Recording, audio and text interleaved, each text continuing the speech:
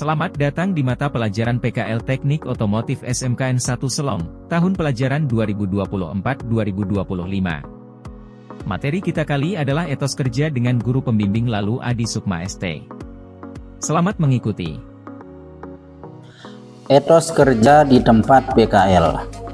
Etos kerja di tempat PKL sangat penting karena ini merupakan kesempatanmu untuk menerapkan ilmu yang kalian pelajari di sekolah, mengembangkan soft skill kalian, dan mengembangkan atau membangun jaringan profesional kalian.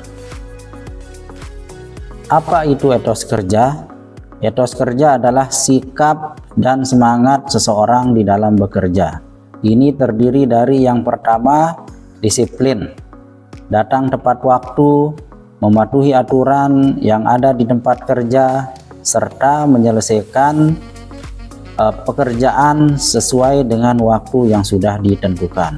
Yang kedua, tanggung jawab, mengerjakan tugas dengan sungguh-sungguh dan bertanggung jawab atas hasil pekerjaan.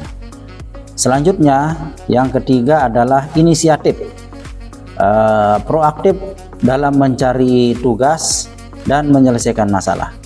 Kemudian yang keempat adalah komitmen, berdedikasi pada pekerjaan dan tujuan perusahaan.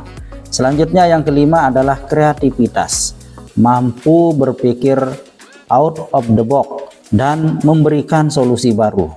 Dan yang keenam atau yang terakhir adalah kerjasama, mampu bekerja sama bersama teman kerja dengan baik. Mengapa etos kerja penting selama pelaksanaan PKL? Alasannya yang pertama, membangun reputasi. Etos kerja yang baik akan memberikan kesan positif kepada pembimbing dan perusahaan tempat kalian PKL. Kemudian yang kedua adalah meningkatkan peluang karir. Perusahaan mungkin akan merekrut kalian untuk bekerja di perusahaan tempat kalian PKL setelah kalian lulus jika kalian menunjukkan kinerja yang baik. Kemudian yang ketiga adalah mengembangkan diri. Dengan bekerja keras dan bertanggung jawab, kalian akan belajar banyak hal baru dan mengembangkan diri. Tips membangun etos kerja yang baik selama PKL. Yang pertama, pahami tugas dan tanggung jawab kalian. Pastikan kalian memahami dengan jelas apa yang diharapkan dari diri kalian. Yang kedua, bertanya jika ada yang tidak dimengerti. Jangan ragu untuk bertanya jika ada hal yang tidak kalian pahami. Yang ketiga, berikan yang terbaik. Selalu berikan yang terbaik dalam setiap tugas yang kalian kerjakan. Yang keempat, jaga hubungan baik dengan semua orang. Bangun hubungan yang baik dengan pembimbing, rekan kerja, atau siapa saja yang kalian temui di tempat PKL. Yang kelima adalah memanfaatkan waktu sebaik-baiknya. Gunakan waktu PKL untuk belajar sebanyak mungkin dan mengembangkan diri. Dan yang terakhir atau yang keenam adalah bersikap positif. Jaga sikap positif meskipun menghadapi tantangan. Contoh perilaku yang menggambarkan etos kerja yang baik. Yang pertama, datang lebih awal dari waktu yang ditentukan. Yang kedua, menyelesaikan tugas tepat pada waktunya. Yang ketiga, bersedia membantu rekan kerja jika dibutuhkan.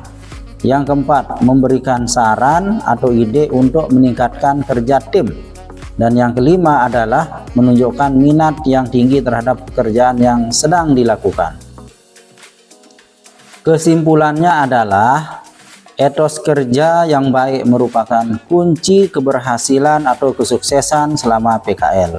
Dengan memiliki etos kerja yang tinggi, kalian tidak hanya akan mendapatkan pengalaman yang berharga, tapi juga membuka peluang untuk masa depan yang lebih cerah. Bekerja secara mandiri dan atau secara tim di tempat PKL. Kelebihan apabila kita bekerja secara mandiri. Yang pertama, kemandirian. Mengembangkan kemampuan untuk mengambil keputusan secara sendiri dan menyelesaikan masalah. Yang kedua, inisiatif, mendorong proaktif dalam menyelesaikan tugas. Yang ketiga adalah fleksibilitas, bebas mengatur waktu dan cara kerja sesuai dengan keinginan. Sementara tantangan ketika kita bekerja secara mandiri, yang pertama adalah tekanan, beban kerja yang tinggi dan tanggung jawab penuh atas hasil kerja. Yang kedua adalah motivasi, menjaga semangat kerja tanpa adanya dorongan dari tim.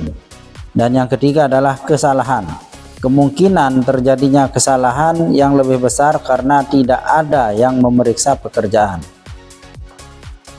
Definisi bekerja dalam tim adalah bekerja sama dengan orang lain untuk mencapai tujuan bersama.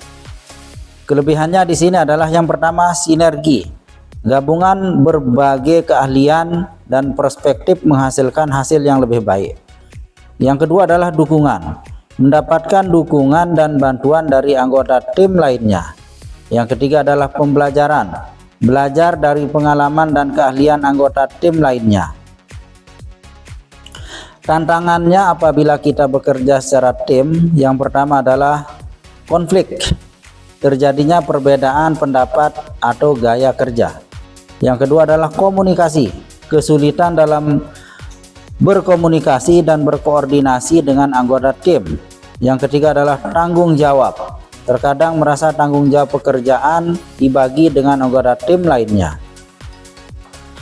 Kesimpulannya adalah baik bekerja secara mandiri maupun secara tim, masing-masing memiliki kelebihan dan tantangannya tersendiri. Kapan kita bekerja secara mandiri dan kapan kita bekerja secara tim tergantung situasi dan kondisi sesuai dengan kebutuhan perusahaan.